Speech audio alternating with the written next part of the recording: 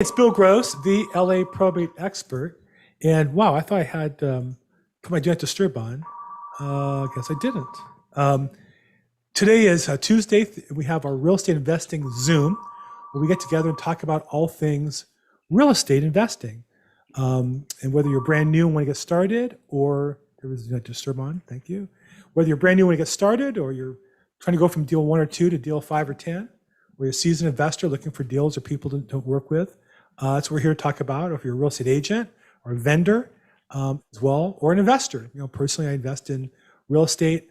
I work in real estate for my income, and I invest a good chunk of my excess income or savings into real estate to provide for my long-term, financial plan. And so it's a great vehicle to do that. Always has been one of the best.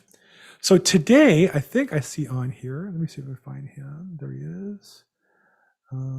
Add the spotlight. There we go. Today, I have a longtime friend and coach and a vendor in my business, but I would say friend, but business friend. Truthfully, I don't think we ever got together and we're families, whatever. But we talk a lot, talk regularly, know each other for a while, been through some ups and downs together. Kevin Sayles, and I was just talking to Kevin, and he was sharing with me kind of his personal history as a real estate investor, in particular, out-of-state real estate investing, because a lot of investors want to get started but don't want to be in Los Angeles or Southern California for various reasons, pricing issues, political issues. They want to move somewhere else, whatever that is, whatever reasons are. And I'll tell you, I'm personally in that camp. I was looking to invest in Florida on a single family home. I made some offers.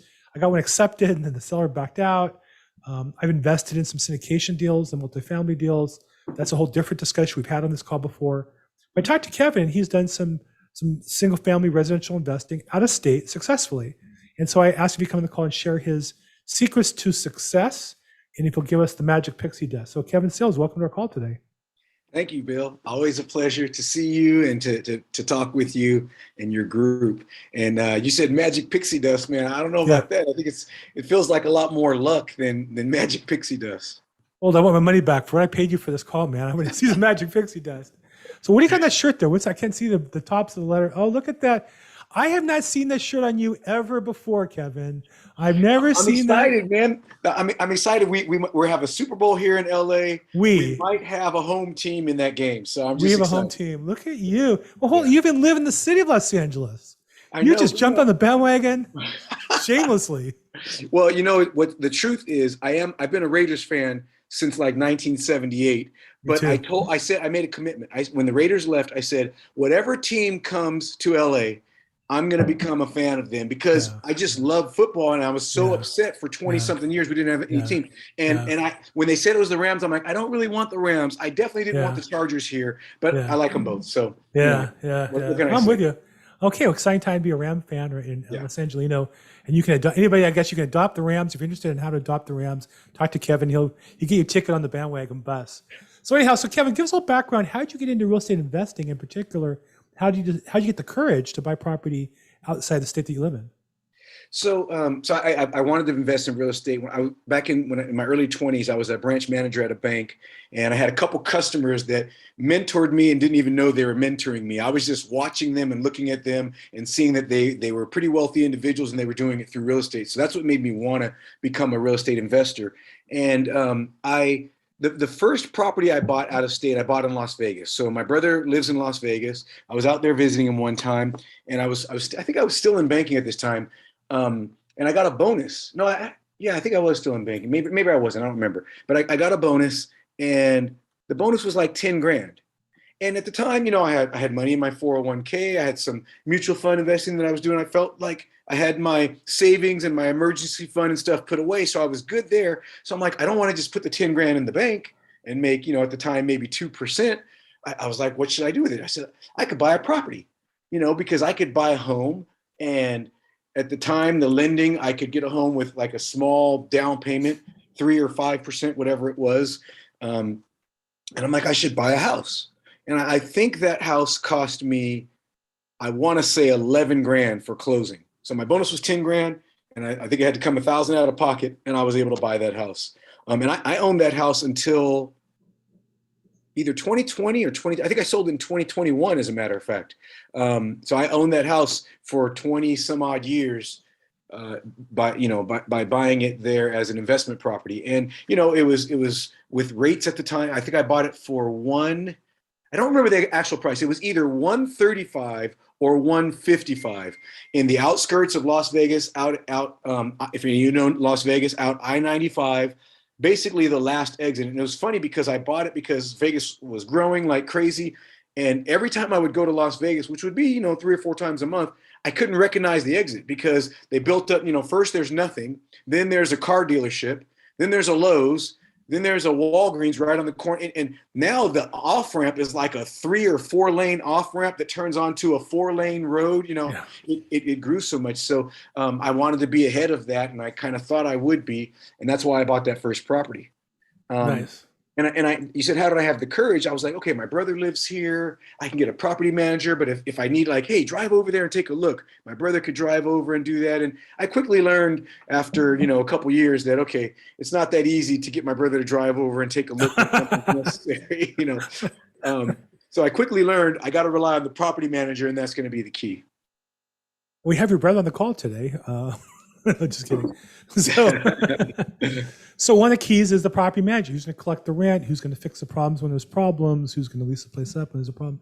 So this is your first property in Las Vegas. Now, do you still have that, or do you sell that property? No, I sold that in, spring, early summer of 2021 of last year. And I'll tell you right now, you said property management is one of the keys. To me, property management is everything. It's everything. I only look out of state for the most part in one state. I'm starting to dabble with Indianapolis a little bit because I have another 2 possible property managers there that I've had a little bit of experience with. I flipped the property out there. So I have a little bit of experience with them. And so I may be doing something there. But other than that, I started only looking at Florida because that's where I have a really great property manager. We're in Florida. I think their office is in Port St. Lucie. The first 3 properties I bought were in Port St. Lucie, but nice. She lives in I don't know, Plantation or Fort Lauderdale or somewhere down near Miami. And she basically works anywhere from Miami it used to be to Port St. Lucie. Cállate, negro de mierda. Cállate, negro de mierda. Cállate. Now they've gone a little farther north. They've gone farther north up to. Cállate, nigga. Cállate, nigga. What the heck? Okay. Yeah. Someone hacking in, I guess. Cállate, nigga. Quítale la araña. Si la chupa. Nothing better to do. Mute us all, Bill. Mute us all. Yeah. So I think they go now up to Sebastian and Vero Beach, which are just north of Port St. Lucie. Port St. Lucie is like 2 hours north of Miami, and I think maybe 2 hours from Orlando, something like that, like an hour and a half or something from Orlando. I'm sorry, I'm just removing a couple of people here. No problem. I was on a Zoom. Quítale la araña. Si la chupo. Wow. Okay, there you go. We got somebody got the link and keeps coming in. And so Jess, make sure let's not let anybody else in. If you don't have a full name that's registered, we'll just leave it at that. And I don't know how many times this person came in. That's too bad. I've had this happen once before, and it was really, really nasty. This one's just kind of annoying. I'm sorry. Go ahead. I was on a Zoom a few weeks ago, and there was some guy skydiving, like with his camera on the Zoom, and I'm like, "What the heck?" It was someone else, I guess, hacking in. But I don't remember what I was saying. But anyway, you asked where they manage. They manage basically from Miami to like Vero Beach, which is a couple hours north of Miami. So West Palm Beach, all those, Lake Worth, all those areas in between. I see somebody else. 2G Ismail Salazar. I don't think I know who you are, do I? Oof.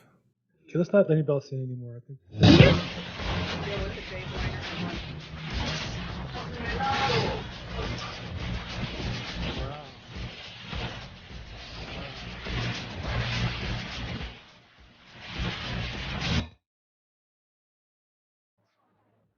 Still the Dave Weinerman one as well. No, Dave Weinerman. Dave Weinerman, are you there?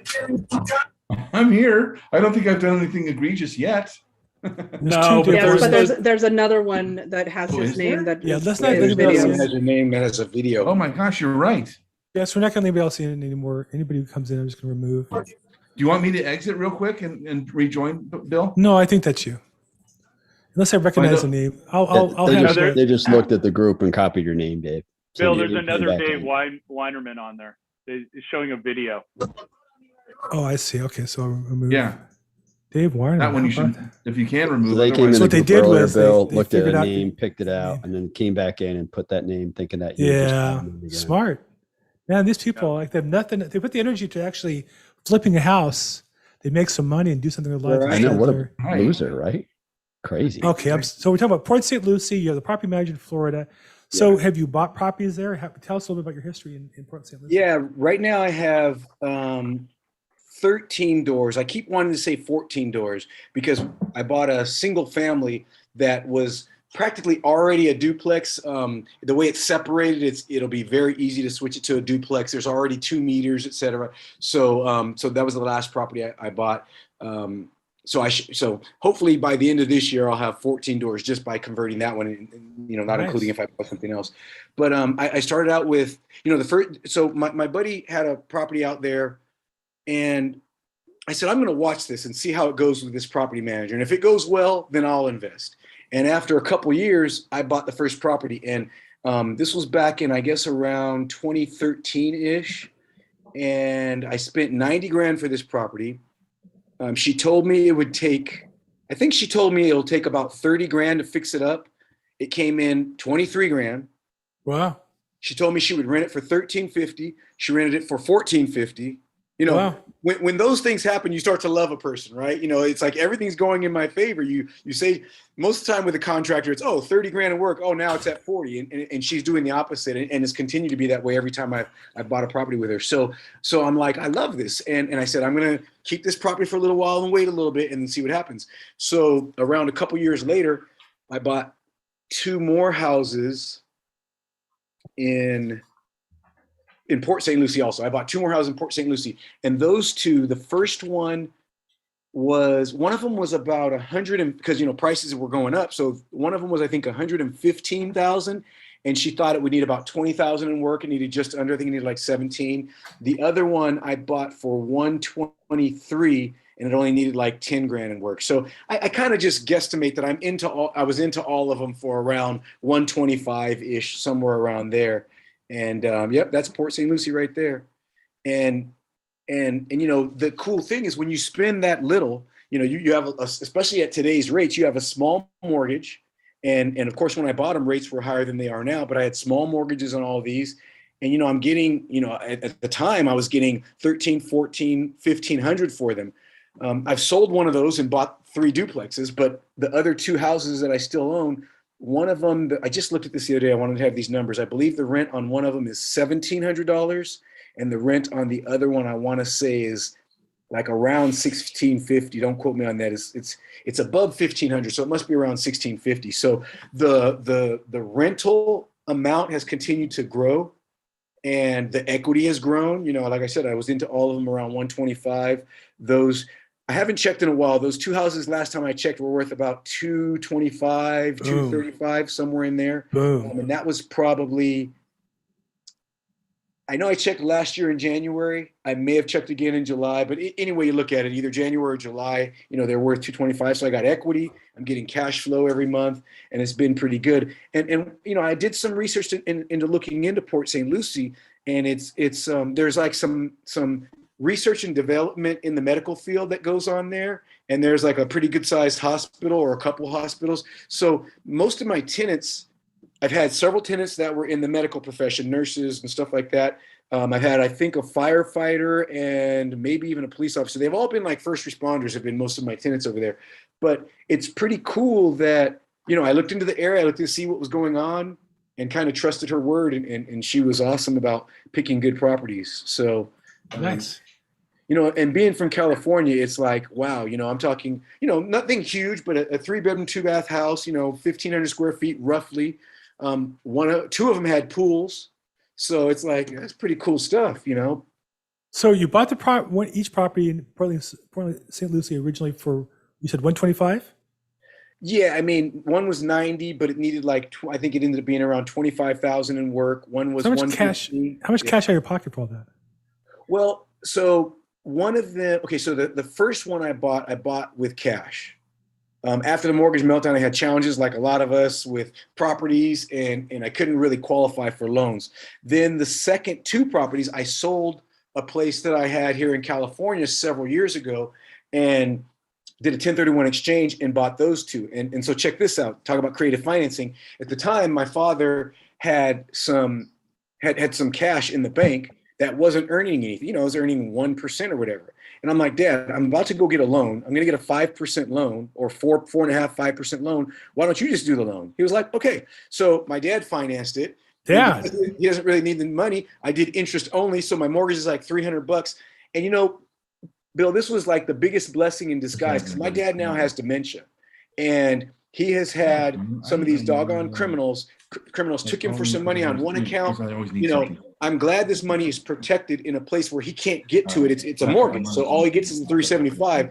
But I'm glad it's there. And even though I could refinance and get a lower rate, I'm not going to because I don't want that money in his hands, you know, when he has dementia. So it's it ended up being a blessing in disguise, but he financed that mortgage for me. So cash flow out of the gate. Yeah.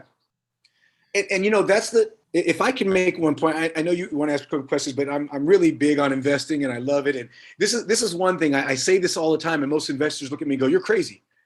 Every real estate property, well, not every, but a good real estate property is always going to perform worse over time. What do I mean by that? What I mean is your return on investment only counts before you buy the property. After you buy the property, don't ever calculate return on investment again because it's useless. Once you buy the property, you don't calculate return on investment, you calculate return on equity.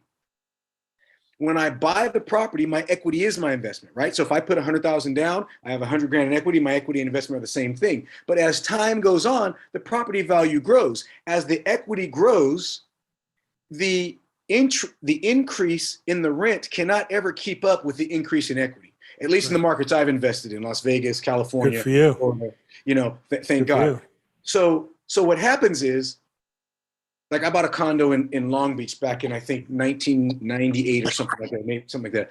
Bought this condo in Long Beach. I put, again, another $10,000 property, right? It was a $70,000 condo. They required 10% down, a whopping $7 grand, and then, you know, $3,500 or something in closing costs. So, you know, $10,000 or $11,000 out of my pocket, $70,000. I bought it for my mom to have a place to live. Then she ended up moving, and I kept it as a rental property for, you know, a decade or so. When I sold that property, I think it sold for $235. Okay. So when I sold it, it was great property. I always loved it. I always felt like if it all hits the fan and I need someplace to live, I'll live there. It was a nice property, decent area, everything. But at the time that I sold it, I'm looking at, okay, I have something like 160,000 in equity. Let's just call it. I don't remember the exact number. We're going to call it 160,000 in equity. Actually, I think it might have been more than that. It might have been like 200, whatever the number was. I have this large amount of equity. And because it's a condo, because the HOA had gone from $100 when I bought it to $375, I was netting $400. If I made the $400 a month, and I had a great tenant, I had a tenant in there for a decade. She was phenomenal. Section 8. And she kept her place looked nicer than the home I live in. Like, she had a nice couch. She kept it clean. It was like phenomenal. Every time I go over there, I'm like, am I getting punked here? Like, is there a camera? Like, they're playing a joke? Like, how is her house? How does she have a nicer TV than I? It was great. But she had a job and she had Section 8 assisting because she had kids. Anyway, but I realized if I calculate return on investment, my investment was 10 grand. I'm getting $400 a month. That's 4,800 a year. You're talking a 48% return. That's phenomenal. Right. But you don't calculate return on investment after you own it. You calculate return on equity. And I think my equity must have been 200,000 because thinking back, when I calculated that return on equity, my return on equity was like 2-point-something%. Right. And I was like, crap, I could practically almost get that in a bank. So even though I loved the property, I made the business decision to sell. So that $400 in cash flow, I sold that property, bought those second two properties in Port St. Lucie, turned into $1,700 in monthly cash flow. Cash flow. So I was like, you can't beat that. you got to love it. So it was truly a blessing. And I learned that, it's funny, I was at a 1031 exchange seminar, and what the guy was presenting is that, over time, your property returns are worse because the equity grows, the rent can't keep up the pace. So your return on equity goes down over time. And so you sell and buy other properties. And so I did it, sold that, bought those properties. And I've done a few more 1030. I think I've done 4 1031 exchanges in total now. Nice. So you've actually done them. So as an agent, when I refer somebody to you and you give a referral, you're talking from experience, not just from theoretical. Yeah.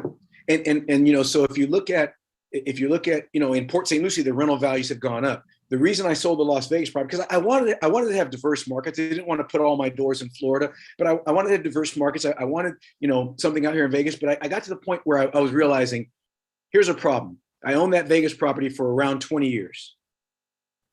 The first tenant I rented to was a temporary person who was waiting for their home to be built in Las Vegas. They paid me $1,450 a month for 3 months. The highest rent I got after that was 1 year I got $1,450. Every other year I got $1,375 or less. The last tenant that was in that property was paying me $1,275, I believe. 20 years ago, so after that first tenant, I rented for $1,250. 20 years ago, I rented for $1,250, and when I sold it, it was rented for $1,275. That's zero growth in the rental income. And when I looked at the neighborhood, it wasn't looking quite as nice as it used to look. It was looking a little more lower working class, not upper working class, more like a lower working class. There were things that weren't looking as nice in the area. And I'm like, the values, I'm like, this area for the clientele, the people who want to live in this area, they're not going to pay over a certain amount. And I'm like, the values are high right now, so I should sell it. So I sold it and did a 1031 exchange and bought the most recent couple buildings that I bought in Florida. Now it sounds tragic, but let's break that down though. The property in Las Vegas, when you bought it, do you get an adjustable mortgage or a fixed rate mortgage? Fixed rate. And what were the rates when you bought it? In 2002, so you're talking probably 7%. I think I bought it in 2001. So yeah, it was probably around 6%. 6%. And over time you refinanced a couple of times, got down to the 4s or something, or 3s? Absolutely. I refinanced. I think I had it in the 5s. And then I ended up refinancing it later. And I think it was probably in the 4s. Yeah, somewhere around there. Okay. So your payment went down over time. Yes. And then did you pull cash out or just refinance the loan balance? No, I pulled a little bit of cash out because I think I bought it. A little something. Yeah, I think I bought it for $155, paid the mortgage down a little bit, but refied and brought it back up. So I think when I sold it, I still owed like $155 on it. Okay, but you say a little fun money you took out of the way, like a little something for the family, some Ram shirts or something for the wife, right? Something like that. The building owner owes me. I'm going through the refi. They got to pay me something to do that work. So got to take out a little fun money to spend and enjoy. Exactly. Okay, so this whole sob story about your rent. So let's make sure we're clear. The payment went down probably about 10, 15% over time. You pulled a little bit of money out along the way, and then it appreciated. So when you sold it, what did you sell it for? I sold it for $375. $375. Now, what taxes did you pay until you sold it? As it was appreciating every year, you're working hard, making money, doing your job, but this thing's going up from $155 to $375. What taxes did you pay before you sold the property? None, right? In terms of, are you talking about income taxes or are you talking about property taxes? Well, of course, property taxes you pay, but you have your rent covering that, so you were breaking even along the way. Yeah, for the most part, I broke even, but when you're breaking even, and then in an area like Las Vegas, twice this happened over the 20 years, air conditioner goes out in the summer. Right. That's like the house is on fire because it's 112 degrees and the air conditioner is not working. So that costs X amount of dollars. In the end, the last tenant I had stiffed me for 6 or 8 months. I think she owes me like 12 grand. Stiffed me for many, many months because of COVID. 12 grand, let's say. And let's be honest, the air conditioner going out on your tenant is not nearly as bad as the air conditioning going out on you and your family, right? Yeah, but let's be honest. You feel bad. I get it. Yeah, but it's not as bad as your wife blaming you for the air conditioning. That's another level of intense, right? Yeah. It that's true, I guess. But and in 20 years, you could have put a little bit aside for the inevitable air conditioning or heating system or something along the way. You got that at the end, right? Actually, the property never was really cash positive. It was typically always a break even because in Las Vegas, the taxes go up. So it trailed actual value, but the taxes would go up every year when the values would go up. So taxes continued to go up, insurance went up, I went through a few different property managers. The property managers charged more or less. The HOA increased. So, you know, there were different things that in Vegas, most of the new constructions have HOAs, and it was small HOA, but still. So, you know, it pretty much was always a break-even property, but thank God the equity grew dramatically. So I was able to, and you know, like I said, it got to the point where, is it going to go up some more? Maybe, but I just don't think it's going to go up a whole lot more unless another decade comes through, you know, another 10 years. So I was just like, you know what, now's a good time, you know. So let's recap the property in Vegas. How much did you invest into it initially? How much did I invest? 10 grand, 10 or 11, something like that. 10 grand plus the improvements. Yeah. You got back about 225,000 round number profit. Absolutely. That's a pretty good deal. Yeah. And that was a problem because, so I'm just saying that was a property you want to complain about. So those who are listening, do you realize how great this has to be? Do you realize how great this has to be? That's the worst story he'd give you was the tenant's air conditioning went out and the other one was the rents didn't go up. Meanwhile, he made $225,000 in appreciation over the same time period. And I'm not putting it down. I'm just saying that's how great real estate really is. That's exactly it. That's exactly it. You know, I mentioned I had these, I call it my two mentors in real estate. And here I am, a 25-year-old branch manager at a small little bank. And, you know, I would wonder, like, I'm in a tie and a jacket all day, you know, I'm working hard all day. And this guy would come in shorts. He'd bring his little poodle sometimes. And I'm like, what do you do? And he said, I don't do anything. He said, I'm getting my master's degree. I live off rental properties. And that and another guy that came in, the other guy taught me leverage. He taught me about return on a property and how the leverage makes it a phenomenal investment. And right there with those two guys, and both of them were probably around 1995, I was like, done deal. I got to be a real estate investor. Right. And as Peggy points out, you also got depreciation on your taxes every year. So the cash flow kind of broke even a little bit, and you had a little tax advantage a little bit. And definitely tax write-offs. Definitely. And one of the reasons I wanted to buy in Vegas is because every time I would go to Vegas, I would go check on my property. I would go inspect something. I would go drive by. So it's a tax write-off now. Hello. Oh, his business is a tax write-off going to Vegas. You can't write for gambling losses. Well, you can write gambling losses against or the gambling winnings, but you can't write them off against income. Yeah. Okay, so for those of you who want to get started in real estate or have one property or are scared to go to the next level, here's a guy who's done it, and I think more importantly, has done it out of state. True, started in Vegas. Okay, Vegas is still a great market. Arizona, another one that's nearby that you could drive to in 3-4 hours if you're not inclined to go to Vegas and play around. But here's something he actually did. So if you're interested in asking a question, raise your hand. I think rather than unmute, or if you unmute, get to the question. Don't sing any songs or do any wild stories. Who's a question for a real estate investor who's doing it or done it? Anders? Hey.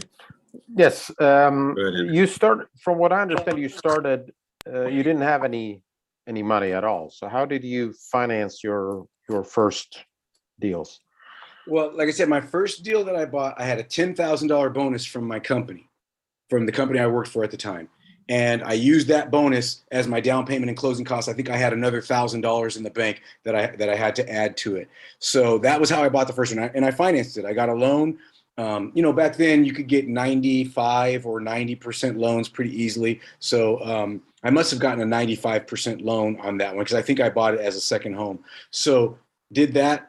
That's how I bought that one. The second property I bought only required a 10% down, but it was a $70,000 property. So again, another 10 grand to buy that. So, that's not a huge amount of money that it's so hard to come up with to be able to buy a property. Of course, nowadays, depending on where you're buying, you may be buying at a higher value. So maybe a little more challenging.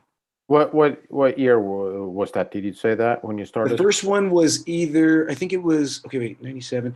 I think I might have bought one I must have bought it in 2001. Okay. And to be honest with you, I don't remember when I bought the other one. So both of them were right around 2000 or 2001. Both of them were definitely before 2002. Okay. All right. Thank you. And if you're looking, go ahead. If you're looking out of state, so this is 2022. 2 years ago, in 2020, I purchased a property in Chicago, Illinois for $60,000. About 6 months earlier, prior to that, I purchased a property in Indianapolis for $65,000.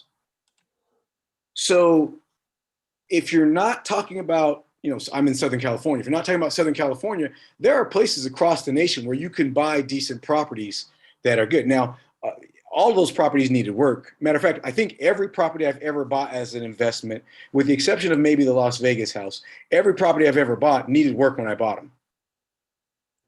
So they all typically do need, and varying levels, right? Maybe one's just some carpet and paint. Others are total rehabs. The $60,000 property we bought in Chicago, I bought that with a business partner. He lives in Chicago. He knows the south side of Chicago. It's in a developing area, so that's why we chose that. And that property needed a lot of work. We spent, on the first 2 units, we spent, I think, I want to say $140,000 in repairs. On the basement unit, I think we spent another $30,000. And we just closed escrow on that property this month, and we didn't make it. It was basically a break even. I mean, there's always some money you make. I mean, we made rental income over the last year while it was being rented. We had all of our money back because we refied after we put the first investment. But if you get down to the numbers, we probably even show a small loss on that property, especially when you take into account depreciation and those types of things. And that's a pretty complicated thing for a newer investor, right? When you have that ratio of house to improvement, that's usually more of a development project almost than buying a property. Absolutely. Good question, Anders. Thank you. Who else? Justin, I see you unmuted yourself. You have a question for us? No? Oh, yeah.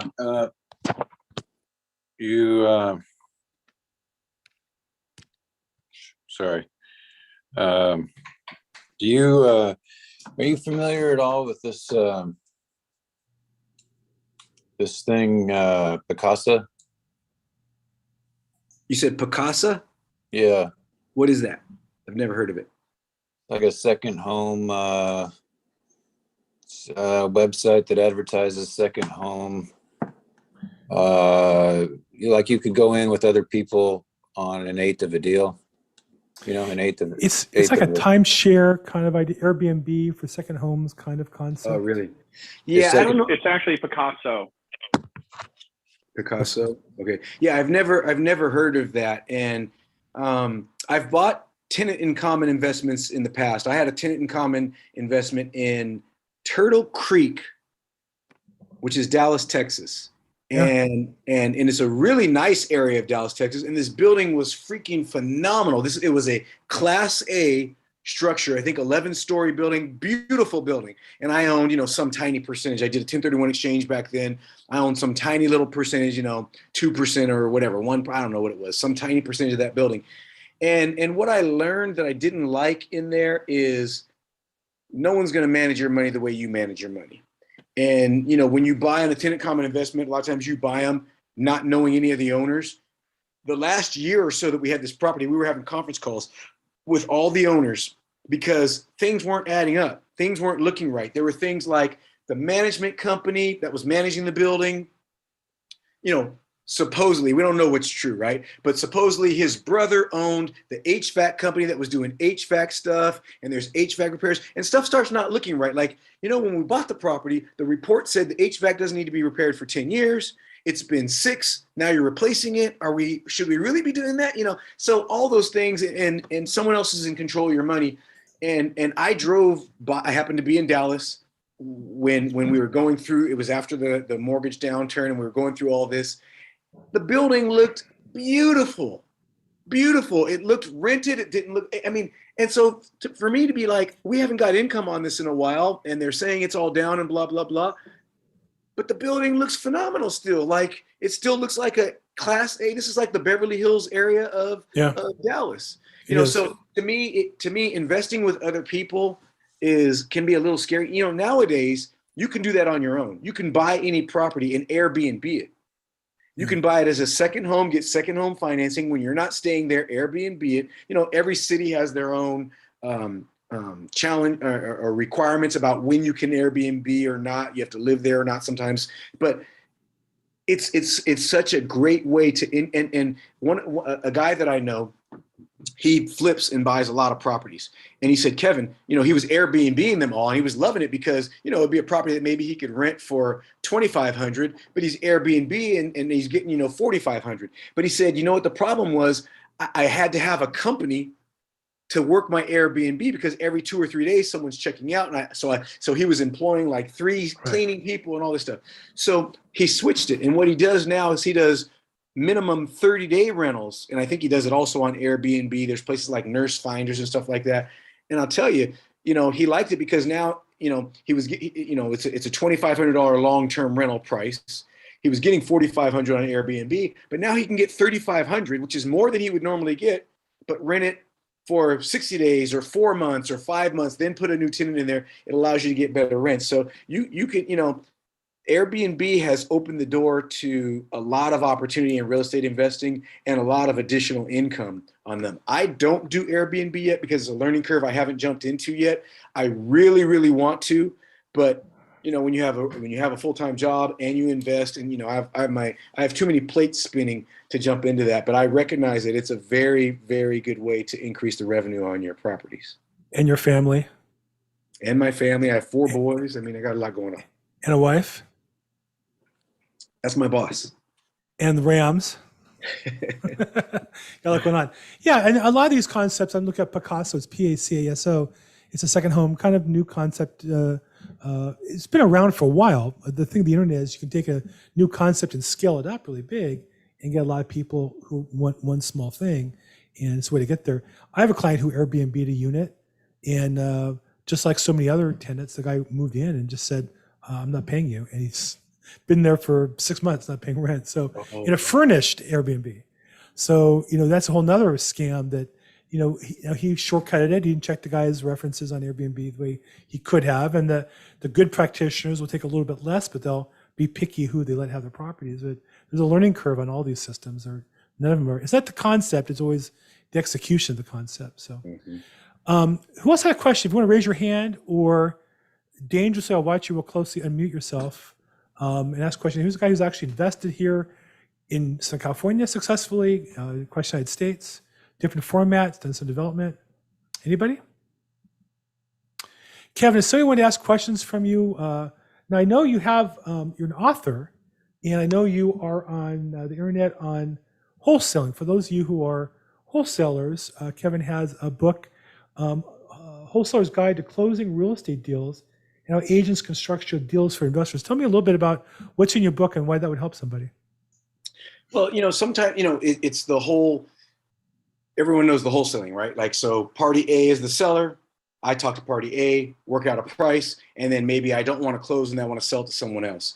And when it comes to that, sometimes you have situations where you don't want the seller to know what you're making on the investment, or maybe you don't want the ultimate buyer to know what you're making on the investment, or maybe you have a real estate license and you don't want to jeopardize that doing a wholesale deal. You have to have multiple ways to skin the cat. Maybe it's a REO and the bank won't let you change who the buyer is. Maybe it's a short sale, and because of that, there's some different requirements. So because of all those things, you have to have multiple different ways to close the transaction and still achieve the same result, that seller gets their price and, the wholesaler makes the difference in between. So that book does not teach you how to find them or flip or any of that. It's all about how to structure the closing. It's all about how to structure the closing so that you get your fee for finding a buyer to buy it at a higher price. Okay. Well, you are a world of knowledge. If somebody had questions for you, how would they reach out to you, or can they? I'll put my info. I'll put my phone number in the chat. Okay. You can text me. Cool. Meantime, Maisha has her hand up. Maisha. She's Hi, muted. good afternoon. Thank you for sharing the information with us. I would like to know if you have a job shadow opportunity. A job shadow opportunity? Mm-hmm. I don't right now. Good question. And there have been times where I have mentored people or helped them along. I am not opposed to helping you and mentoring, but job shadow really not so much because I work a regular job and have a family and all that. A lot of times I'm doing stuff, at midnight or sometimes at 2 a.m. and stuff like that. So it doesn't, it's not a structured thing that kind of way. But look, I learned from people by picking their brain that were customers at the bank that I worked at the time. And so I'm not opposed to helping people get knowledge and get an understanding to be able to be an investor. So by all means, we can, this doesn't have to be the last time that we communicate. To your point, Maisha, one of the great podcasts I listen to is Bigger Pockets podcast. And Bigger there was Pockets? on Bigger Pockets. I heard of that. Bigger Pockets. And they had a fascinating interview with a guy on how to develop a mentor. And he talked about the process of how he found a mentor that will change your life. I'm going to put the link to that. It's on YouTube. I'm going to put it in the show note, in the chat box here. Phenomenal interview, a young man. And he talked about what he did. And I get asked that question from time to time. I make myself available if people want to call me. I'll give them a link to set up a phone call with me.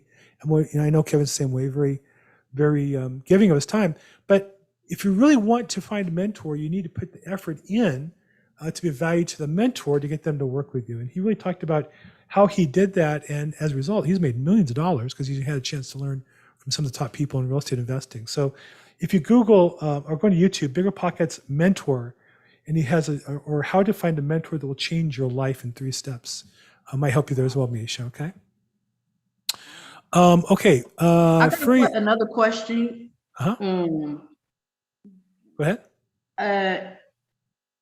Because I know that your podcast is for anybody, any level that you're in real estate. So do you have to have your own capital? Like I know that, so you can borrow money or, get a loan or whatever, but are there still those opportunities where you can partner with other investors that have capital and then just do some work to contribute towards the project? Or is everything pretty much, you work on your own, you have your own capital, you do your own deals, you might collaborate, but everybody has their own money? So let me rephrase. It's a great question. I get a lot, but it's a great question. How do I get started if I don't have my own capital? So I have an answer, but Kevin, why don't you go first? When people, I'm sure you get asked that all the time, right? Yeah. And especially since we're talking about out of state, so not California, it's much easier in other states to put something together. If you get creative, if you find a seller that can be creative with their financing, that's huge. That's not always the case, but that's huge. So I didn't do that. That's not the way I did it. I saved money till I scraped together a few nickels so that I could invest. And then once you buy 1 or 2, equity grows, and then you have, equity lines. Back before the mortgage meltdown, it was easy to get equity lines on rental properties. And so I would utilize that to be able to buy other properties. So, so I didn't do that. I can't speak from experience, but I know a creative seller that will help you with the financing is good. Some sellers will allow you to buy a property and keep their financing. So maybe they have a nice loan on the property, keep their loan on the property when you buy it. That makes there be way less money that you have to put down. That's about the best thing I can think of. Bill, you might have some more creative stuff.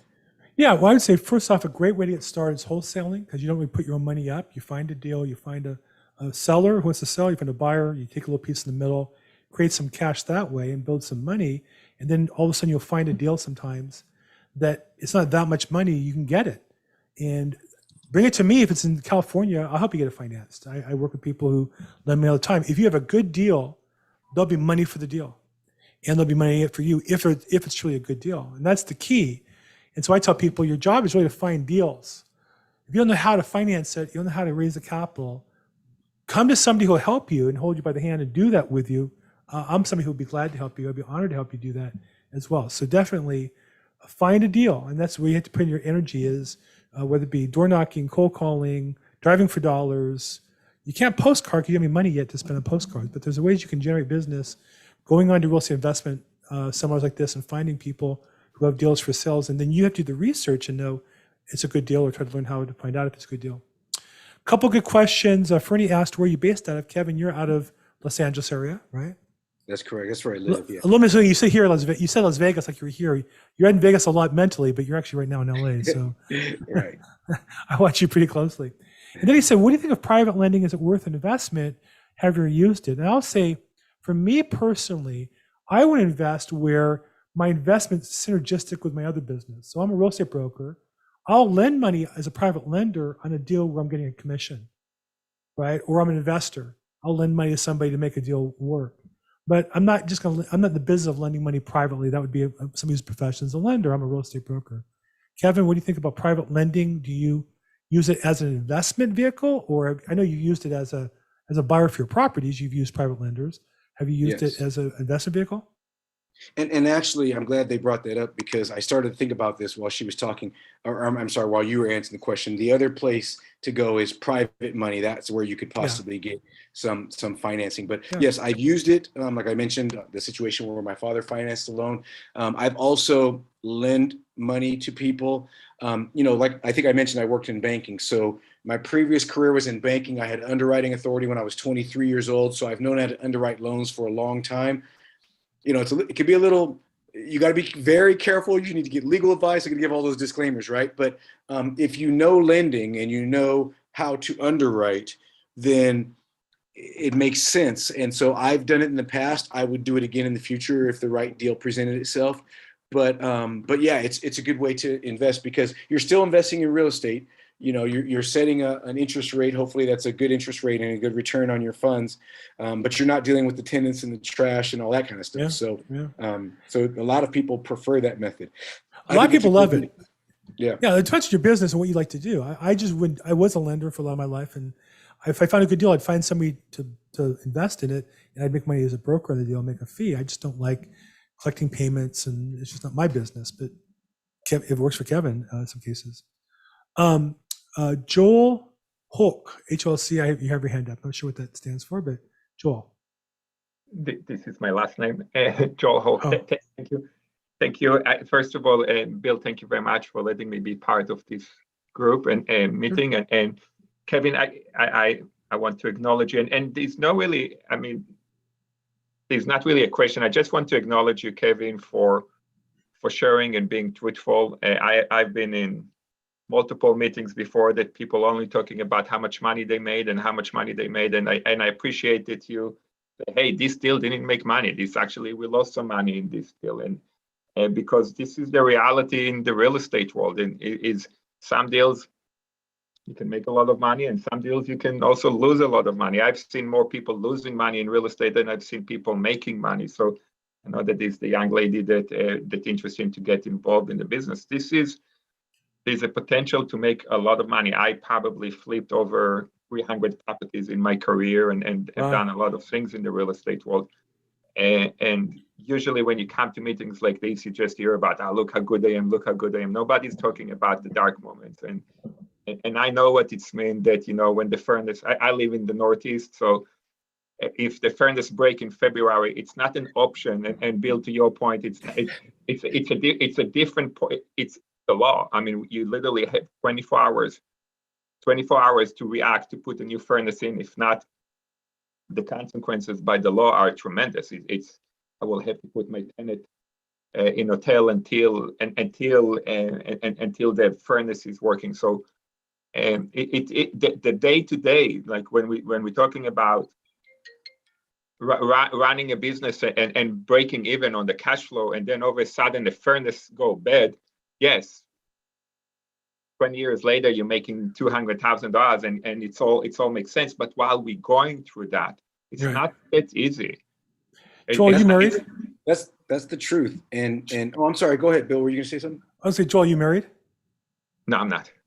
So Joel, let me give you a tip here. I would much rather take a tenant and put them in a hotel for a week and pay for it and fix the furnace than tell my wife we don't have a heater.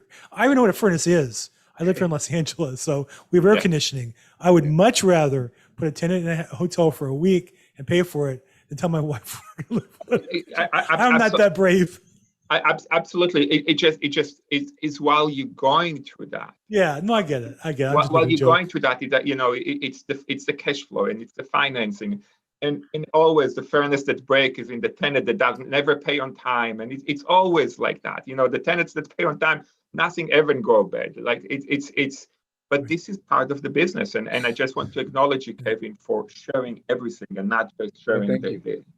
Thank you. You know, and there's one thing I want to make sure I mention. I know we're getting probably close to the end here, Bill, but you know, first of all, taxes. You know, when you start making money, you have to be very aware of taxes, and you have to try to avoid taxes the best way possible. So having a good tax person that can help you with write-offs on real estate is very important. But what I want to mention is every area has their different thing. Like he mentioned, he's in the Northeast. So yes, furnaces there are a big thing. You know, I bought this, like I said, about 2.5 years ago, bought a property in Indy, and 2 years ago, bought the property in Chicago. Well, we had tenants in Chicago, and then it snowed. And so you have to shovel the snow and put down salt. And that's something you have to do right away. Like you know, it snowed today.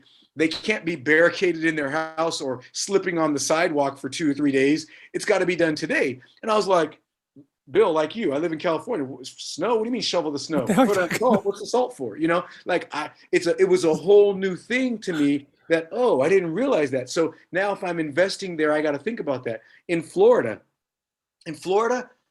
insurance is a crazy thing. So I have a rule in Florida. I will not buy a stick-built house. I will not buy a house that's built with studs and wood, because your insurance is going to be a lot more expensive. They have what they call CBS. It's concrete blocks. It's basically like concrete bricks. I will only buy a CBS house. The reason why is my insurance I'll save like $1,000 a year or more on my insurance. Yeah. There's roof clips that they do in Florida. If you don't have roof clips, your insurance is going to be a lot higher. You know, in Vegas, I learned, and also the same in Florida, that your real estate taxes go up every year as the value of the property grows. In California, we have Prop 13. My taxes where I live, the taxes don't go up. They're pretty much the same, other than a small 2% a year increase. They're pretty much the same as they were when I bought the house. You know, but in other states, so every area is going to have their little idiosyncrasies that you have to figure out and worry about, and you got to learn those things. In Chicago, the contracting is different. They have unions, and it's strong there, and the contracting can be very challenging and very different, and you experience some crazy stuff sometimes in other states. So, you know, you want to learn before you embark on investing in a state and just picking a state, try to figure out what are going to be the things. You know, Texas has tornadoes, California has earthquakes, Florida has hurricanes.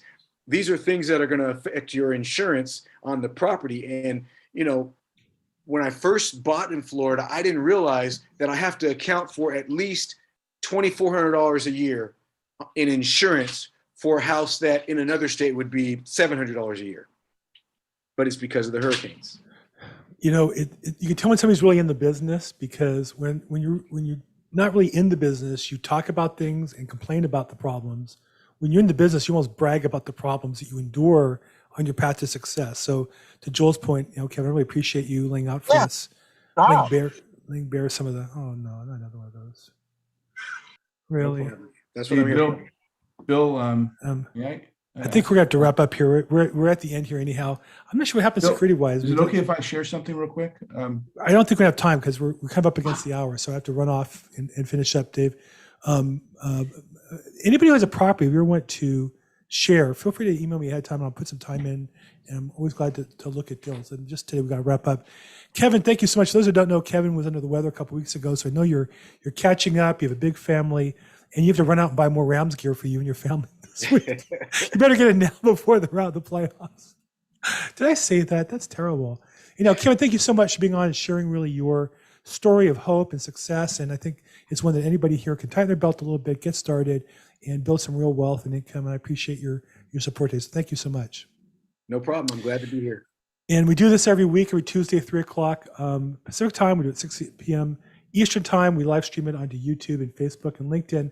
I'm not sure what happened with the technology as far as people Zoom bombing us, but if you weren't able to get in, you can always go to YouTube and watch it live there. If you put comments there, I'll catch up with them and I'll get them to Kevin if appropriate. Thank you so much, everybody.